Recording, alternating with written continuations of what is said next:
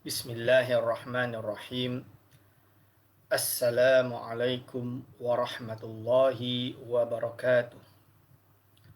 Alhamdulillahi rabbil alamin. Assalatu wassalamu ala ashrafil anbiya'i wal mursalin wa ala alihi wa ashabihi ajma'in. Wala hawla wala quwwata illa billahil aliyil azim.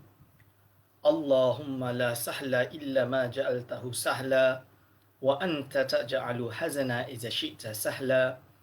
Rabbi shrah li sadri wa yassir li amri wahlul 'uqdatam min lisani yafqahu qawli, amma ba'du.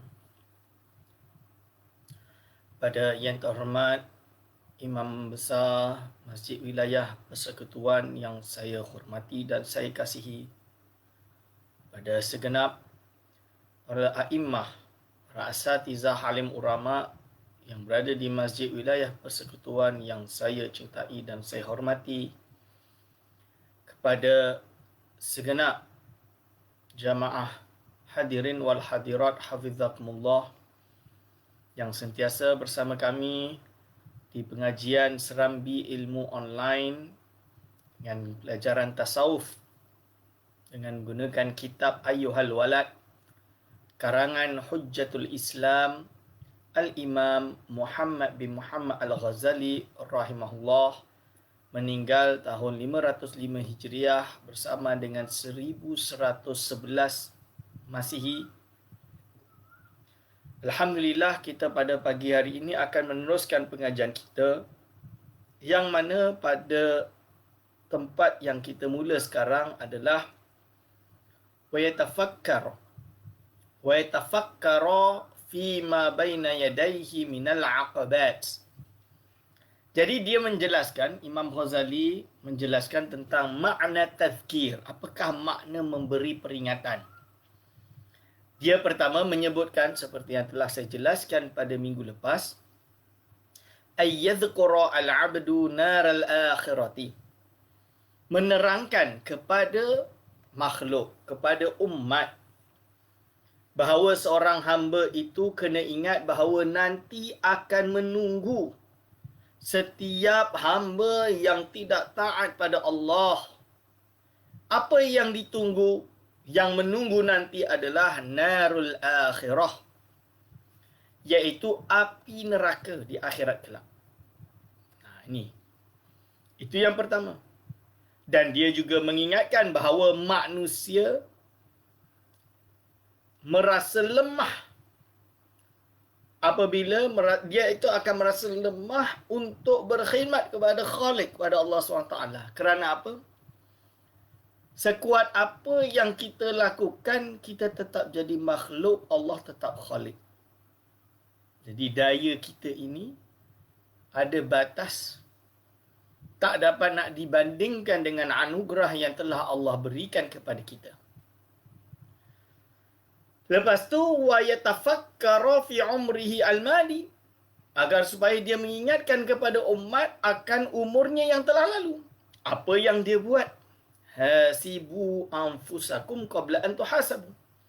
Kita muhasabah diri kita. Selama ini apa yang telah kita lakukan? Ingat, kalau dia adalah perkara yang tidak ada faedah, maka siap-siaplah perkara tersebut akan ditanggung olehnya di akhirat kelak. Selanjutnya, yang ketiga, at-tazkir adalah ayyatafakkara fi ma baina yadayhi minal aqabat. Dia kena fikir pada apa yang ada di hadapannya daripada aqabat, daripada akibat-akibat, kesan-kesan, kesan perbuatan dia dan lain-lain. Min salamatil iman fil khatimati. Dengan harapan iman dia ini selamat apa yang akan datang nanti. Minal aqabat, iaitu apa yang akan akibatkan nanti. Jadi perkataan bahasa Melayu akibat sebenarnya datang dari bahasa Arab, memiliki makna iaitu aqabat. Aqabat, aqibatun, iaitu apa yang akan datang, apa akibat dia. Jadi dia apa? Dia kena fikir. Apakah mungkin untuk dia mati husnul khatimah? Ini yang dipanggil dengan min salamatil imani fil khatimati. Selamatnya iman di akhir hayat dia. Kerana apa? Kita hidup di dunia ini dan kita tahu makom kita makom makhluk. Satu-satu yang kita berharap sangat, setiap manusia berharap sangat adalah mati dalam keadaan husnul khatimah. Apakah itu husnul khatimah? Iaitu mati dalam keadaan iman. Sejahat apapun orang tersebut, kalau dia mati dalam iman, maybe dia akan masuk api neraka dahulu. Dia akan disiksa sesuai dengan kehendak Allah. Atau Allah SWT berkehendak untuk mengampuninya. Lalu dia keluar dan masuk ke dalam syurga. Atau dia masuk dalam waktu yang lama, setelah itu tetap akan keluar dan akan masuk syurga. Berarti dia tidak kekal di dalam api neraka. Berbeza dengan orang-orang yang tidak beriman. Orang yang tidak beriman, memang dia bukan mukminun, bukan orang yang beriman. Maksudnya tak diiman, tak percaya Tuhan misalnya dia. Maka dia akan kekal di dalam api neraka. Abadan sarmada, selama-lamanya. Sedangkan orang yang beriman, mungkin dia akan masuk dalam api neraka. Kalau dia berbuat dosa, sebesar apapun dosa dia. Murtakibul kabirah kita panggil. Orang yang sentiasa berbuat dosa, sebesar apapun dosa dia. Mungkin dia akan masuk dalam api neraka, disiksa oleh Allah SWT dalam waktu tertentu, lalu diampunkan dosanya, dikeluarkan dan dimandikan dalam haud, lalu dimasukkan ke dalam syurga. Dan bila dia dah masuk syurga, dia akan kekal dalam syurga. Jadi ini adalah husnul khatimah. Paling teruk inilah. Kita harap paling kita nak husnul khatimah. Alhamdulillah. Lebih kurang macam tu. Ustaz, saya nak masuk syurga bighairi hisab. Lagi baguslah. Cuma dia nak bagi tahu kat sini. Kita kena ingat. Kalau orang rasa, Ustaz, yang penting kan husnul khatimah. Kalau macam tu tak apalah, saya tak payah solat, saya tak payah bayar zakat, tak payah puasa bulan Ramadan, tak payah pergi haji, tak payah buat amal ibadat, tak payah semua tu Ustaz. Buat je dosa, buat maksiat. Yang penting saya jaga iman saya, biar saya mati husnul khatimah. Ada orang yang berfikiran macam tu. Apakah maksud daripada kalam Imam Al-Ghazali dan juga dalam kitab-kitab Imam Ghazali yang lain seperti Ihya Ulumuddin dan lain-lain. Dia menerangkan bahawa kalau orang ini contoh dia putih, lalu dia letak titik kecil. Jadi benda putih kena titik kecil, alah dah ada hitam sikit lah. Contoh dia. Tak apalah, biarlah hitam yang lain. Cubalah dia hitam yang lain, hitam yang lain, hitam yang lain. Akhirnya putih tadi jadi hitam. Kelap kelita. Ada sedikit dot-dot putih. Sedikit dot-dot putih ni. Yang bekas daripada hitam tadi, ada bahagian yang masih sisa putih. Jadi harapan untuk hitam itu jadi putih itu sangat sikit. Sebab dia dah penuh dengan hitam. Jadi ibarat dia dah buat maksiat. Semakin lama maksiat, untuk dia mendapat hidayah tu semakin jauh, semakin jauh, semakin jauh. Menyebabkan dia jauh daripada hidayah, membuatkan dia jauh daripada iman. Dan kemungkinan di akhir hayatnya dia akan kufur. Kerana apa? Kerana dia dah tak rasa ada iman. Dia tak rasa bahawa dia perlu percaya pada Tuhan. Atau dia percaya ada Tuhan tapi di akhir hayatnya dia macam tak kisah dan dia jadi agnostik. Betul ke Tuhan ada? Lihat perkara ini. Dan na'uzubillahi min zalik, perkara ini boleh menyebabkan nanti tiba-tiba di akhir hayatnya yang keluar di dalam hatinya adalah Tuhan tak wujud, akhirnya dia mati di dalam kekufuran dan kekal di dalam api neraka. Na'uzubillah min zalik. Sebab itu ibadah sentiasa perlu kita lakukan. Solat 5 waktu, kerana dengan ibadah kita memperbarui iman kita. Kita kuatkan iman kita. Kita kuatkan iman kita. Kita kuatkan iman kita. Kita ingat Allah. Inilah tazkir. Mengingat Allah. Mengingat Allah. Kita kena ingat bahawa Allah SWT Maha Esa. Allah SWT Maha Kuasa. Allah SWT boleh menyiksa kita. Bagaimana husnul khatimah kita. Kita takut kita su'ul khatimah. Kerana takut su'ul khatimah, akhirnya kita pun beribadah yang banyak. Berzikir yang banyak. Solat yang banyak. Solat dengan solat dengan solat. Orang seperti ini insya-Allah akan mendapatkan husnul khatimah. Dan bukan hanya husnul khatimah, siapa tahu dengan ibadah yang seperti ini Allah menganugerahkannya masuk ke dalam syurga bi ghairil hisab, dengan tanpa ada hisab. Maksud dia apa? Tanpa ada perhitungan apa yang dia buat di dunia, dia masuk syurga zup terus. Yang ibarat di dalam hadis seperti orang yang diterbangkan terus masuk. Dan orang nampak, orang jealous, dia dapat pergi, dapat masuk.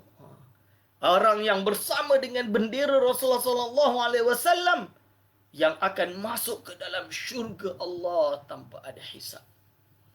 Kita nak berada di belakang bendera tersebut sebagai umat Nabi Muhammad SAW. Ini. Jadi sebab itu tuan-tuan, bukan kita kata tak mungkin atau kita kata tak wajib, mesti ke? Tak semestinya. Memang tak semestinya orang yang berbuat dosa akan mati yakni su'ul khatimah. Tak semestinya. Boleh saja dia mati husnul khatimah. Kemungkinan tu ada. Begitu juga orang yang kafir sekalipun. Orang yang kafir sekalipun, seumur hayat dia itu kufur, tidak percaya Tuhan. Siapa tahu di akhir hayatnya dia menemukan iman, dia syahadah, dia meninggal. Seperti kisah yang terkenal disebutkan Syekh Ali Jumaah dan juga Imam Al-Hakim An-Naisaburi dalam Mustadrak. Syekh Ali Jumaah menukilkannya dari dalam kitab Namazij Ta'ayush tersebut. Ada ghulam yang mana dia Yahudi, dia bukan Islam, dia Yahudi, tuan-tuan, Yahudi. Tapi di akhir hayatnya roh ni susah, sakaratul maut tu susah. Dia tu ghulam khadam kepada Rasulullah SAW. Jadi tukang suruh Rasulullah SAW. Di akhir hayatnya sakaratul maut tu dia agak sakit sehingga kan bapaknya memanggil Rasulullah SAW, dan Rasul pun datang, dengar dan datang. Dan Rasul suruh dia syahadah, dia minta bapak dia Ati Muhammad dan patuhilah Nabi Muhammad. Akhirnya dia patut, dia bersyahadah, dia masuk Islam, dia meninggal. Husnul khatimah. Atau kisah yang kontemporer ini, iaitu guru kita semua, Syekh Hamzah Yusuf, Hafizahullah, Khatibul Amerika, iaitu seorang ulama besar di Amerika, di United States of America, Syekh Hamzah Yusuf. Di mana Syekh Hamzah Yusuf, ayah dia, Syekh Hamzah Yusuf, kita semua tahu, dia seorang tokoh, alim. Ni orang putih ni, orang Amerika. Cakap Arab lebih fasih dari tuan-tuan atau saya. Okay. Syekh Hamzah Yusuf, kealiman dia Masya Allah. Saya mula mengenal nama dia tahun 1997, 96-97. Jadi saya mula mengenal nama dia. Mula dengar waktu tu video VHS. Dengar ceramah dia. Memang berkobar lah. Waktu saya kecil dulu, medium bahasa Inggeris lebih banyak daripada bahasa Melayu. So, dengan mendengar Syekh Hamzah Yusuf tu, Masya Allah, tahun 97 tu dia dah terkenal. Tapi, kalau tuan-tuan nak tahu, ayah dia tak Muslim. Tak Muslim waktu itu. Jadi, anak dia ulama besar dunia ni. Dipanggil oleh Raja Morocco, dipanggil oleh Raja Saudi, dipanggil oleh khalifah-khalifah yang ada dekat Khalij. Dia bagi ceramah di kalangan pembesar-pembesar, presiden dan lain-lain. Cuma bila datang Malaysia, kadang orang Malaysia tak peduli dengan dia. Ini masalah dia. Kalau dia datang Malaysia, patut kita bagi dia suatu mimbar yang besar yang boleh berbicara kepada jutaan umat Malaysia. Kita ni orang Malaysia ni kena menghargai ulama-ulama besar. Ulama-ulama besar seperti beliau. Jadi Syekh Hamzah Yusuf, bayangkan ayah dia tak Islam pun. Tapi di akhir hayat dia, beberapa tahun yang lepas, ayah dia di akhir hayatnya ketika di hospital, of course anak dia menziarahi bapa dia kerana tu bapa tu tak bapa. Dia duduk. So dah tengok bapa dia dah sebelum nak menemui akhir. So dia cakap dengan bapa dia, why don't you embrace Islam? Saya tak tahulah macam mana dialog dia tu kena tanya Syekh langsung lah. Tapi intinya Syekh mengkhabarkan kepada kita semua, di akhir hayat ayah dia bersyahadah dan menerima Islam dan beriman. Dan Alhamdulillah semoga mendapatkan insyaAllah husnul khatimah. Nah, ini inti dia khusus. Kita tak mengungkiri ada orang yang seperti itu. Tapi ada juga orang, dan bahaya sekali kalau ada orang sengaja berbuat maksiat. Dia dah Muslim, dia dah mukmin, dia sengaja buat maksiat. Misalnya solat 5 waktu tak pernah tinggal, mula tinggalkan solat subuh. Mula lambat solat subuh, lama-lama tinggal solat subuh. Lepas tu tinggal solat asar. Lepas tu tinggal solat zuhur. Lepas tu maghrib isyak je dia buat. Akhir-akhirnya isyak pun dia tak buat. Dah isyak tak buat, akhirnya maghrib pun dia tak buat. Dan dah tak solat dah. Tapi dia masih mukmin.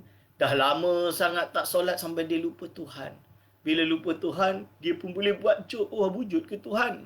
Dia ingat dia gah sangat misalan dia. Dia ingat dia hebat sangat. Dia dah lama dah jadi orang terkenal, orang hebat, famous dan lain-lain. Atau, ni seorang politisi yang hebat. Atau seorang pemimpin yang hebat. Atau seorang, dia memiliki jawatan yang hebat di United Nations misalnya. Atau yang lainnya.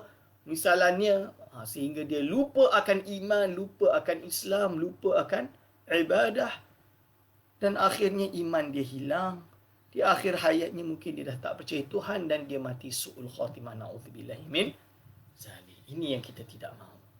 Sebab itu kita beribadah dengan istiqamah, dengan harapan keimanan kita tambah kuat. Betul-betul kuat dengan dalam keadaan iman. Wa kaifiyati halihi fi qabdati malakil mauti. Dia kena ingat macam mana keadaan dia ketika malaikat maut akan tarik nyawanya nanti. Jangan tengah buat maksiat, minum arak, tiba-tiba mati. Oh, na'udzubillahi min zalik. Atau kerana banyak dosa disiksa untuk menarik rohnya, disiksa dengan kesakitan yang amat. Belum nanti bila dah mati, dalam kubur diseksa dengan siksaan kubur yang amat. Na'udzubillah.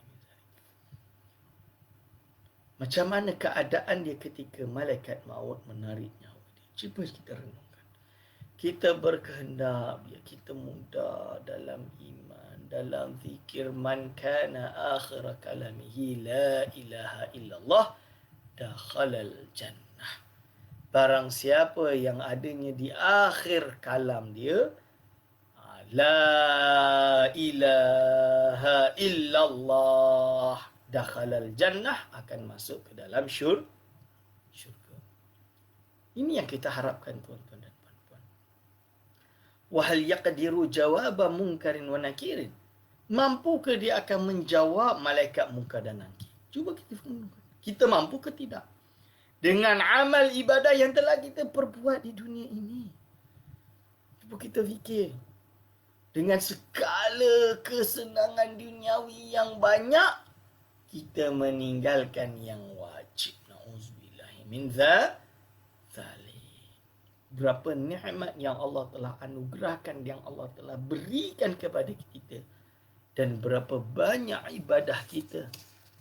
Kita punya penghambaan kita kepada Allah Subhanahu wa ta'ala. Ini perlu kita renungkan. Kerana apa? Ketika munkar dan nakir bertanya nanti, tidak boleh terkeluar daripada kita tipu daya. Kita nak tipu macam mana? Kalau kita tak dapat bercakap, tangan kita akan bercakap. Kaki kita akan bercakap. Engkau beriman ke tidak? Aku beriman. Hati kata tidak, dia tidak beriman. Engkau mencuri ke tidak? Tidak, aku tak mencuri. Padahal tangan ini dah mengkorupsi berapa banyak harta rakyat. Tangan ini telah mengambil rasuah sehingga berapa banyak daging yang masuk di dalam, daging haram yang masuk di dalam perut rakyat. Itu semua akan diperhitungkan di akhirat kelak. Wa an yahtamma bihalihi. Dia kenalah mengingat betapa pentingnya keadaan diri dia fil qiyamati, di dalam hari kiamat nanti. Jadi kita kena fikir. Kita kena fikir nasib kita di akhirat nanti macam mana. Lepas ke tak lepas, tuan-tuan? Cuba kita fikir. Lepas ke tak lepas? Kita amal ibadah dan apa kita buat di dunia ini, lepas ke tak lepas? Wa mawaqifiha. Dan dekat mana nanti dia akan berada di akhirat kelak? Ini pertanyaan yang dia kena tepuk dada, tanya selera. Tanya, kau nanti kat mana? Kat akhirat nanti kat mana? Duduk dalam syurga atau neraka? Hidup susah atau mudah? Ibarat kalau tuan-tuan membaca kitab tentang asyaratus sa'ah, tanda-tanda kiamat dan halul kiamah dan keadaan hari kiamat. Kita akan mengetahui setelah kita mati, kita akan berada di dalam kubur dan terkenalah siksa dan nikmat kubur. Bagi yang kena siksa-siksa, bagi yang mendapat nikmat-nikmat. Salah satu siksaan kubur adalah orang tersebut akan melihat tempat dia dekat akhirat nanti. Ya Allah, sakit dia, Masya Allah. Lalu dia akan semua akan dimatikan. Bila segala sesuatu akan dimatikan, mereka semua akan dibangkitkan kembali di padang mahsyar.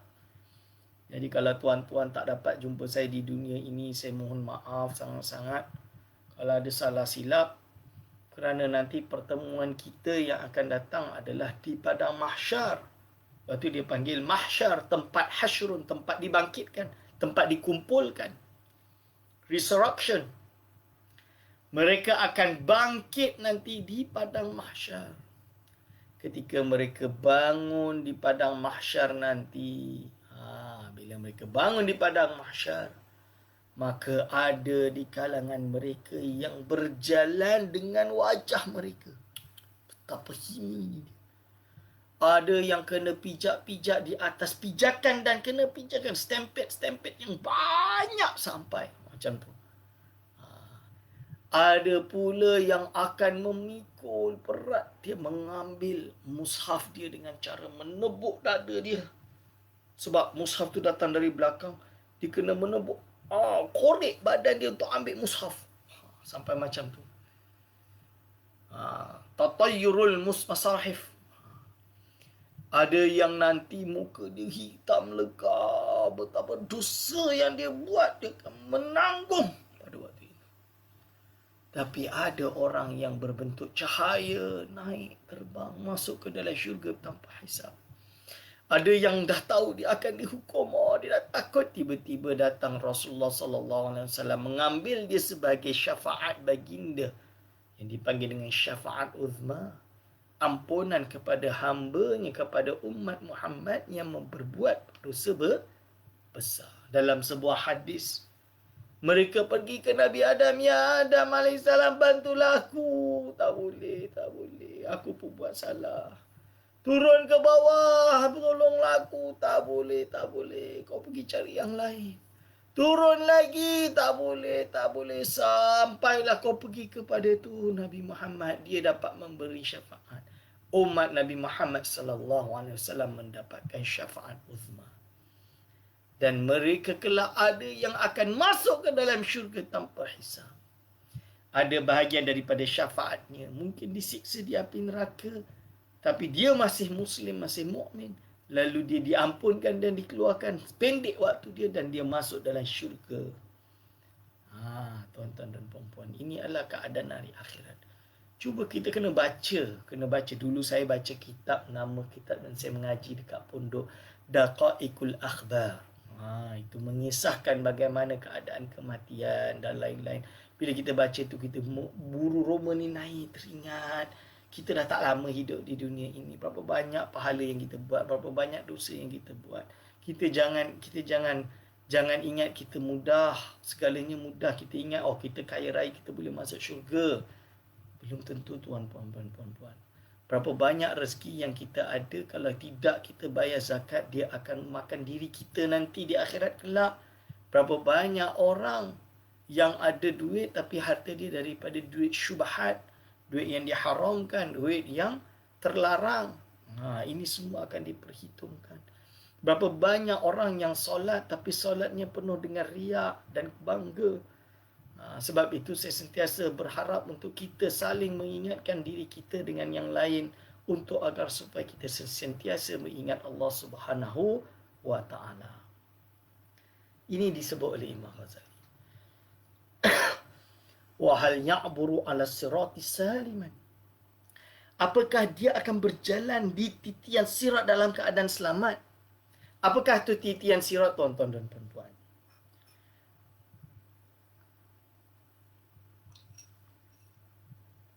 Titian sirat itu adalah satu jembatan yang diperbuat daripada, iaitu perkara yang lebih tipis daripada rambut. Lebih tipis daripada anak rambut. Dan lebih tajam daripada pedang. Bagaimana kita nak jalan atas tu? Di bawahnya adalah neraka Jahannam. Perjalanan kita jalan di atas sirat, akan ada kalalib. Kalalib bahasa Melayu dia apa bahasa Melayu kalalib? Kalalib ni macam benda yang tarik lah. Dia tarik kita. Untuk tarik kita jatuh ke dalam api neraka. Dipanggil dengan kalalib. Macam mana? Apakah kita jalan di atas sirat itu akan dalam keadaan selamat? Ini pertanyaannya. Am yaqa'u fil hawiyati, atau kita akan jatuh di dalam api neraka. Atau kita akan tergelincir dan jatuh dalam api neraka. Golongan orang-orang yang mukmin ada yang jalan sepintas cahaya. Ada yang jalan dalam waktu yang lama tapi berjalan, boleh jalan atas dalam keadaan sakit tapi jalan. Ada yang tak sakit, jalan saja. Lamalah tapi. Ada yang laju macam kuda. Ada yang macam roket. Ada yang baru naik dah tergelincir jatuh. Ada yang dalam dah separuh jalan lalu tergelincir jatuh. Macam-macam ada. Itu semua tergantung kepada amal orang tersebut. Atau tergantung kepada sehakikatnya adalah kepada Allah Subhanahu wa taala. Kerana Allah lah yang akan menentukan siapa yang selamat dan tidak. Wa yastamirru dhikru hadhihi al-asya'i fi qalbihi. Dia kena sentiasa menyebutkan perkara-perkara ini di dalam hati dia agar supaya dia mengingat Allah Subhanahu wa taala. Sebut dalam hati dia perkara ini, dia kena sentiasa sebut. Fayuz'ijuhu an qararihi. Jadi dia kena rasa apa? Mengganggu diri dia daripada kalau dia tidak tetap dalam perkara ini. Jadi dia kena sentiasa beringat. Ingat bahawa ini mungkin terjadi, na'udzubillah min zalik. Macam mana tempat aku semua ini? Dia kena fikir. Fal ghalayanu hadhihi an-nairan wan nawhatu hadhihi al-masa'ib yusamma tafkiran. Membeledak-beledaknya diri dia. Ingat perkara ni, ya Allah. Macam mana dengan hari kiamat nanti? Macam mana dengan hari kiamat? Aku ada anda kat mana, ya Allah? Misalnya. Wa nawhatu hadhihi al-masa'ib.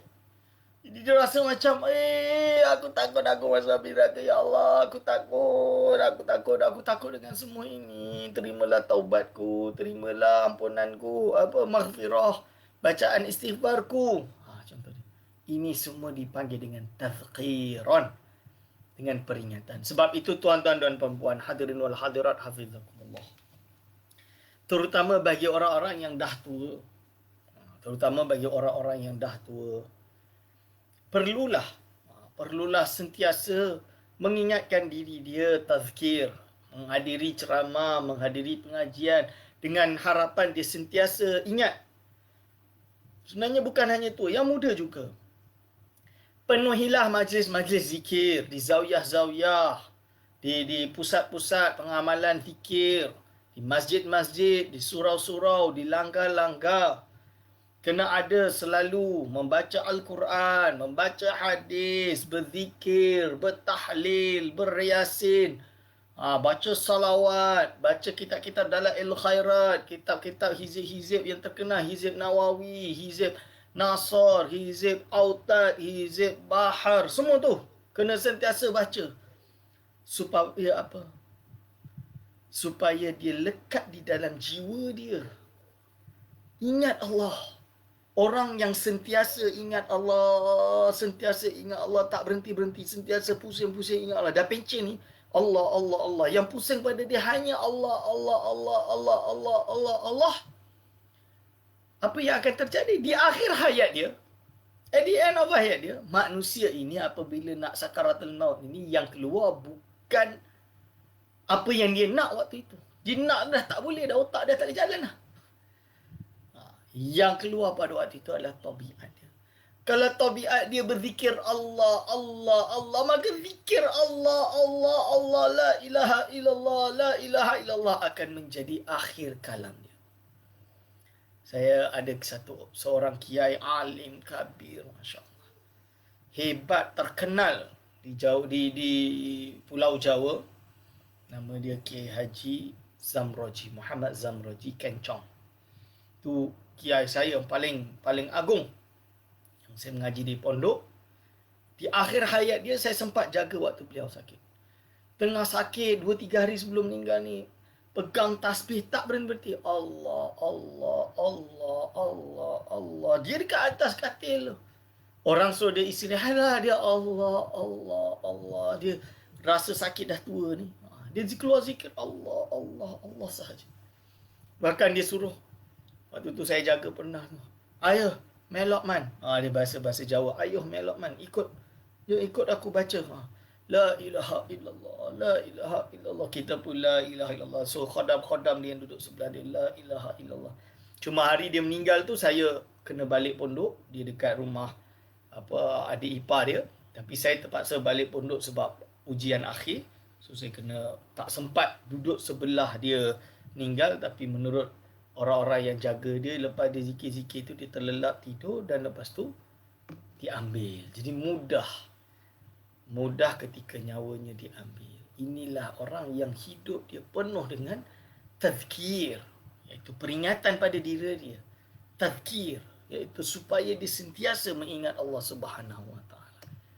Yang kita ni, dahlah kita duduk kat Kuala Lumpur, duduk dekat metropolitan, kiri maksiat, kanan maksiat, depan maksiat, belakang maksiat. Duduk di rumah, TV. Duduk di dalam kereta, radio. Kalau dengar ibadat, tak apa. Dengar benda hau-hai ni yang kita tak nak. Duduk sana, duduk sini. Semua kiri kanan penuh dengan maksiat. Sebab itu kita kena duduk dalam masjid, beriktikaf. Kena ada majlis yang sentiasa mengingatkan kita dengan zikir, dengan mula dari zikir, lepas tu pengajian, diselai dengan zikir, baca Al-Quran, baca hadis, wirid, dengan apa, sentiasa mengingat kita hari-hari sehingga kan kita penuh dengan amal ibadat. Ini tuan-tuan dan puan-puan. Wa i'lamul khalqi wa ittila'uhum ala hadhil asya'. Adapun memberitahu, memberi ilmu, memperingatkan pada manusia dan untuk mereka mengambil penting, melihat pada perkara-perkara ini. Wa tanbihuhum, dan mengingatkan mereka, memberi peringatan kepada mereka, ala taksirihim, bahawa mereka ini lemah, bahawa mereka ini dah melalaikan perkara ini. Wa tafritihim, dan telah mengambil remeh pada perkara-perkara ini. Wa tabsiruhum bi uyuni anfusihim, dan mereka melihat diri mereka dengan keaiban diri mereka sahaja. La tamassa hararatun hadhin nairan, nescaya dia pasti akan kepanasan api-api yang membara ini akan menyentuh ahlal majlisi, akan menyentuh orang yang melakukan perkara-perkara yang lupa pada perkara-perkara ini.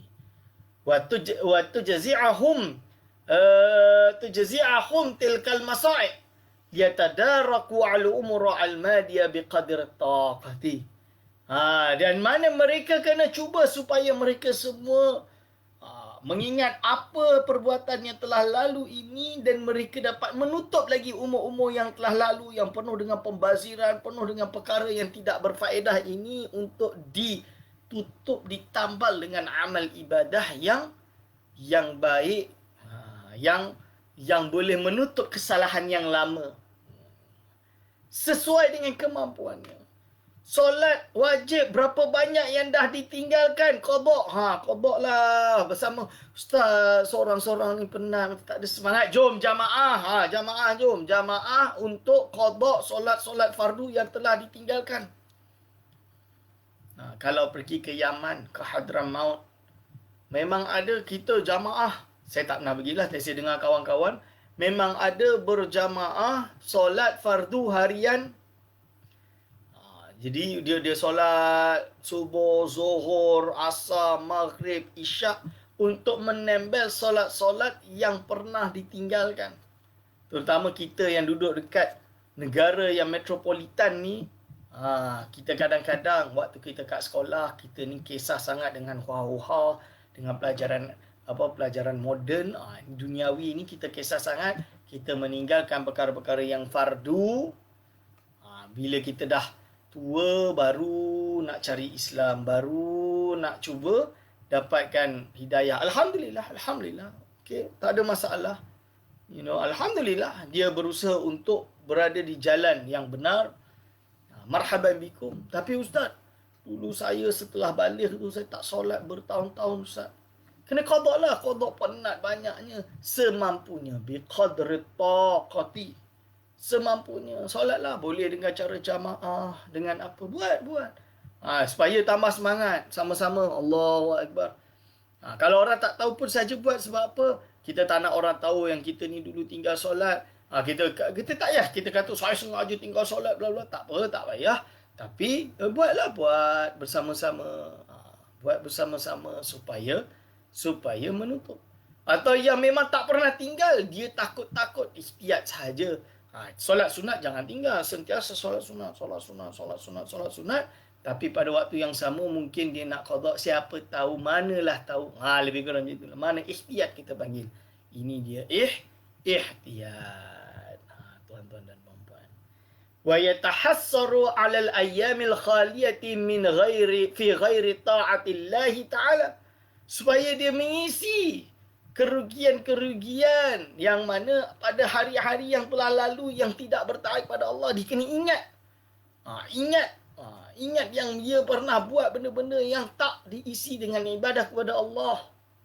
Hadhil jumlatu ala hadha tariq tusamma wa'dhan. Dan semua kumpulan ini bila dia ingatkan kepada manusia dan lain-lain dengan cara ini, inilah yang dipanggil dengan wa'dhan, iaitu mau'izah, memberi nasihat. Kama law ra'aita an-nasaila, seperti halnya kalau engkau melihat sebuah air yang sail, iaitu banjir atau air yang mengalir, qad hajama ala dari ahadin, banjir yang telah menghantam, menghanyutkan rumah seseorang, wa kana huwa wa ahluhu fiha, sedangkan dia dan keluarganya berada di dalam banjir tersebut.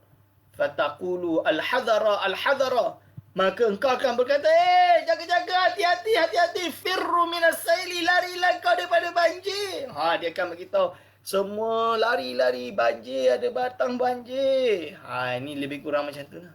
Wal yashtahi qalbuka fi hadhil hala an tukhbira sahibad dari khabaraka bitakallufil ibarati wan nukatil wal isyarati. Apakah waktu ini hati engkau nak bagi tahu, bila kita dah tahu akan ada banjir turun dekat perkampungan tersebut, tergamak ke korang nak bagi tahu dengan menggunakan perkataan-perkataan bahasa-bahasa yang indah, yang puitis, dengan harapan diorang keluar. Wahai masyarakat di kampung, bulan purtama datang, tapi bah nak turun juga, tolonglah keluar. Panjang sangat. Tak adalah, orang susah. Yang akan keluar dari engkau, daripada mulut engkau apa? Keluarlah, lari banjir. Terus direct. So nasihat yang Imam Ghazali nak bagi di sini. Apabila kita memberi nasihat kepada orang, kena direct lah dalam bab ini. Cepat-cepat keluar. Ada banjir. Begitu juga. Kita ni banyak dosa. Kita kena taat. Tak payah nak guna kalam-kalam majas yang tinggi. Sahibad dari khabaraka bitaqallufir ibarat. Dengan ibarat-ibarat yang berat. Wan nukati wal isyarat. Masih nak pakai isyarat, simbolism ke? Masih nak memakai bahasa-bahasa kiasan ke? Tak, terus. Sebab ini nak memperingatkan untuk menjauh dirinya daripada api neraka.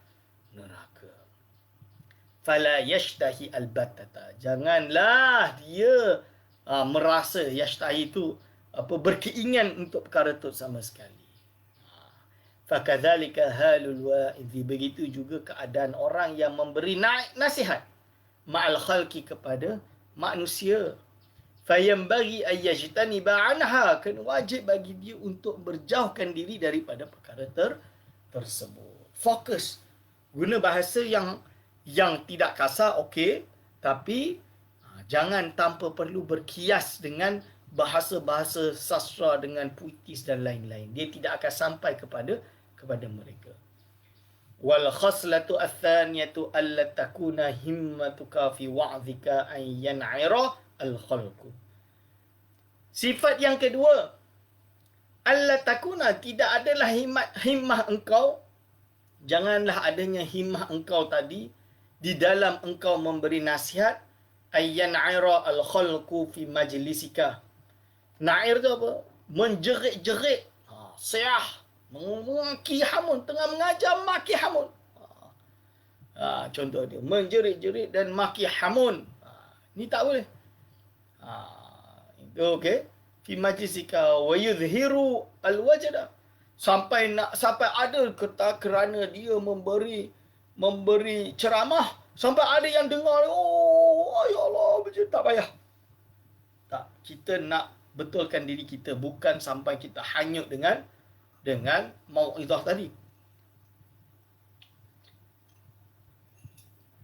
Wa yashukku thiyaba, sampai nak pendengar koyak-koyakkan baju. Kadang-kadang tak ada sengaja letak imposter, buat-buat macam tu biar orang lain yang tak terikut-ikut. Tak boleh, tak perlu. Ini Imam Ghazali kata tak. Liqala ni'mal majlisu hadha, supaya dikatakan inilah majlis yang paling baik. Jangan. Li'anna kullahu mailun ila dunya, kerana semua benda ini condong kepada urusan dunia. Wa huwa yatawalladu minal ghaflah, dan benda ini sebenarnya lahir daripada kelalaian. Sebab apa? Ceramah agama kadang boleh jadi suatu kelalaian. Inilah apa yang terjadi apabila ceramah-ceramah agama sudah dijadikan sebagai medium urusan duniawi juga. Ini yang dikatakan tidak. Tujuan kita untuk sampaikan, kita nak perubahan, kita nak berzikir bersama, kita nak sama-sama menuju Allah. Ini yang penting. Islahun nas, memperbaiki manusia. Yani mengajak manusia kepada akhirat. Ini yang penting. So tidak perlu, ceramah dia sedap, ini mesti hebat ni, mesti jadi mufti. Belum tentu, tuan-tuan. Ini belum tentu. Jadi menentukan benar dan hak, itu adalah man kharaja minal qalbi yaqa'u fil qalbi. Apa yang keluar daripada hati, dia akan terlekat pada hati. Sebab itu ulama, penceramah yang paling bagus adalah penceramah yang memiliki sifat mursyid. Bila dia memberi irsyad, dia dapat menyentuh hati seseorang. Ma yakhruju minal qalbi yaqa'u fil qalbi. Bal yanbaghi an yakuna azmuka wa himmatuka an tad'u an-nasa minad dunya ila al-akhirah. Malah wajib adanya azam engkau dan himmah engkau untuk mengajak manusia daripada dunia menuju akhirat. Wa minal ma'siyati ila ta'ati, dan daripada maksiat kepada ketaatan. Itu tujuannya. Jadi tujuan kita ceramah, tujuan saya ceramah di sini. Banyak kawan-kawan saya tahu bahawa Ustaz Aiman ni sebenarnya dululah memang pantang online ni. Saya memang tak suka online ni. Sebab apa? Online ni lebih kepada banyak orang, banyak terkenal, masuk YouTube, masuk TV, masuk apa. Tak nak, tak nak. Tujuan saya kalau nak mengajar kena betul direct. Agar supaya dia bertaubat. Tak suka saya tak apalah. Itu urusan masing-masing. Itu hak Allah Subhanahu Wa Taala. Allah yang menentukan. Tapi saya hanya menyampaikan dengan harapan kembali kepada akhirat. Itu sahaja. Tapi kalau kerana dalam COVID ini, tak boleh buat apalah. Nak masuk masjid dah tak boleh. Maka online dengan harapan video-video ini akan sampai kepada orang-orang yang dengan kalam saya, dengan video ini dapat sedikit memberi atau menjadi penyebab kepada hidayah. Ini yang kita nak. Penyebab kepada menuju akhirat. Dengan mendengarkan ini, dengan mengaji kitab Ayyuhal Walad Imam Al-Ghazali, seseorang itu merasa jadi saya kena dia macam ni. Kita kena ingat akhirat. Kita kena jangan lupa beribadah. Tadi aku dah solat ke belum? Aku dah solat sunat, aku dah buat. Duha tadi dah buat belum? Duha dah buat belum? Contoh dia. Ini yang penting. Antada'uwan nasa minad dunya ilal akhirah. Ini inti. Wa minal ma'asiyati ila ta'ati. Untuk membawa mereka daripada maksiat kepada ketaatan. Tarik mereka. Jangan buat maksiat. Pergi kepada ketaatan. Mentaati Allah Subhanahu Wa Taala. Beribadah kepada Allah Subhanahu Wa Taala. Wa minal hirsi ila zuhdi. Daripada pertama ni, sibuk nak jaga dengan urusan duniai. Jaga harta dunia dan lain-lain. Dengan nak betul-betul mencari dunia, bersungguh-sungguh untuk jadi kaya, bersungguh-sungguh untuk menjadi terkenal, bersungguh-sungguh untuk menjadi macam ni dan lain-lain. Tapi dia tinggalkan itu perkara semuanya dan menuju kepada zuhud. Biarlah aku hidup tak ada orang kenal, biarlah aku hidup dalam keadaan susah, yang penting ibadah aku lebih banyak daripada maksiat.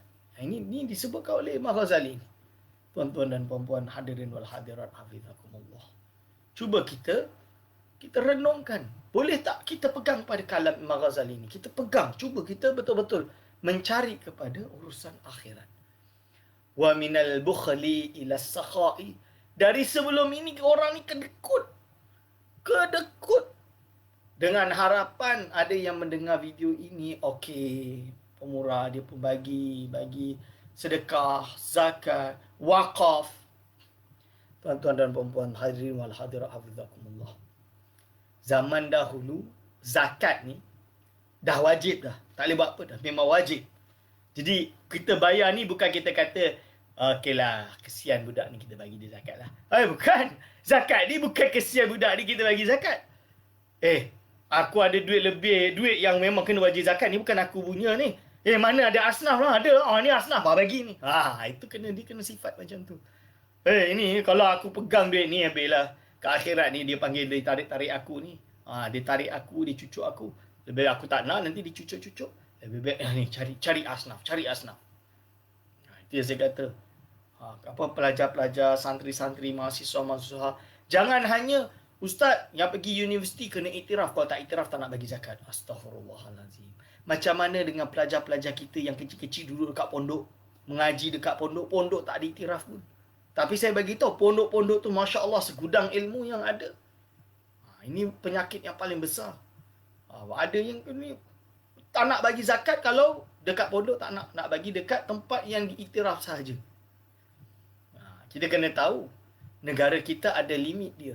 Dia tak mampu nak pergi setiap universiti Islam yang ada di dunia ni.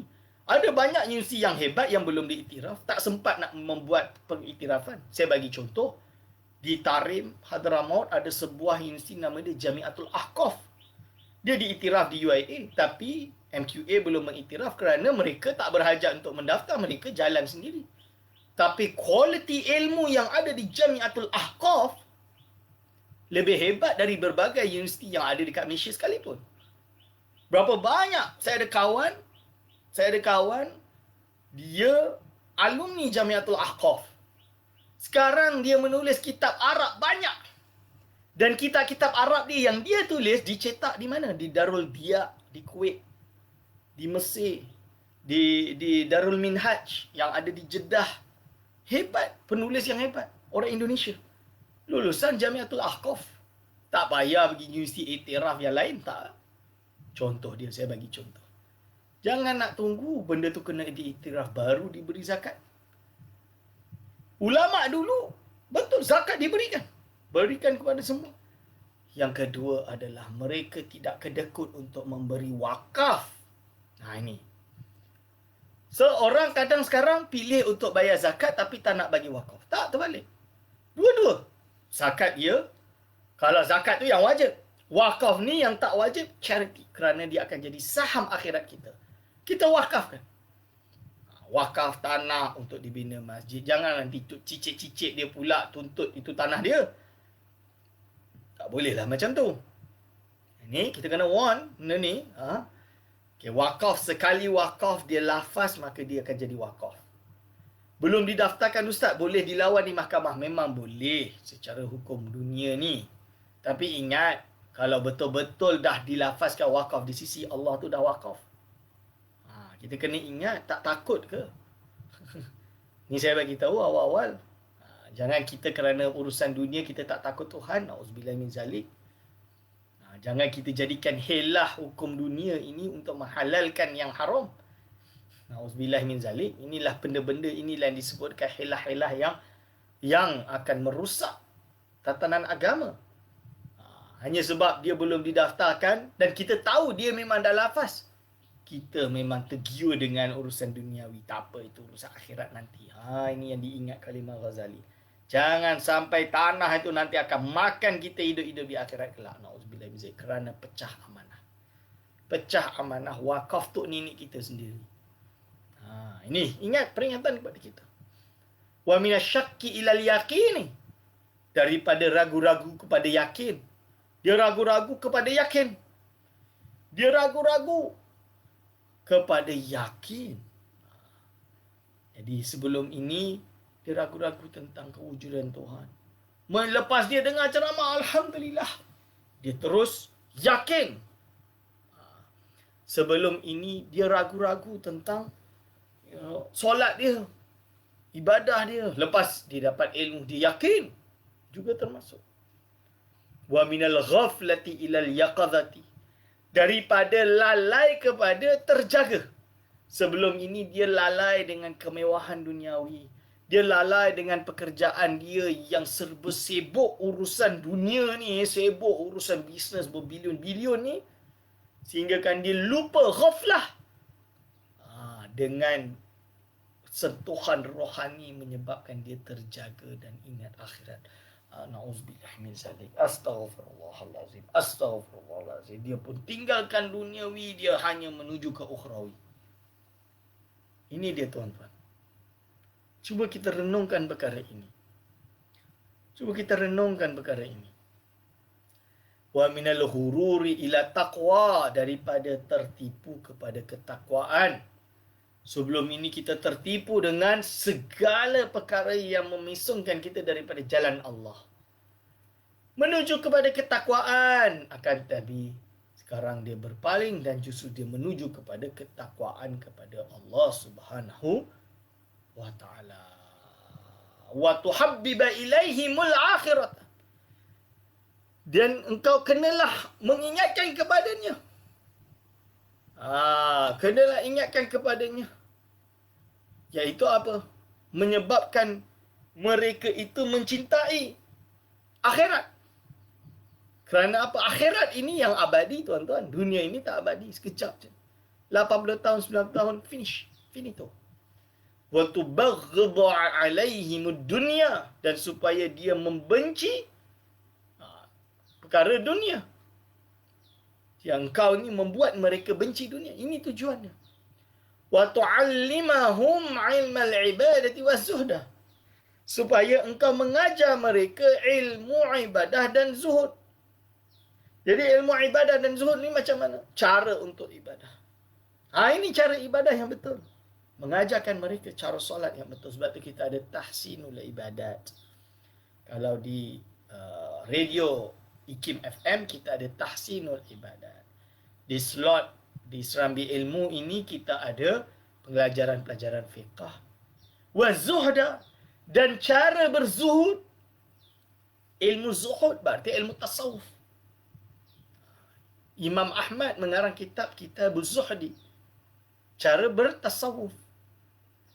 Li'anna al-ghaliba fi tabaihim az-zayhu an manhaj syar'i. Kerana biasanya di dalam tabiat manusia ini adalah berpaling daripada jalan syarak. Itu tabiat manusia. Dia memang akan berpaling daripada jalan syarak. Wasa'yu fi ma la yardallahu ta'ala bihi. Dan berjalan pada apa yang tidak diredai Allah Subhanahu wa taala dengannya. Ini adalah tabiat manusia. Wal ishtighalu bil akhlaqir radiyati, dan menyibukkan diri dengan akhlak-akhlak yang buruk, akhlak-akhlak yang kecil.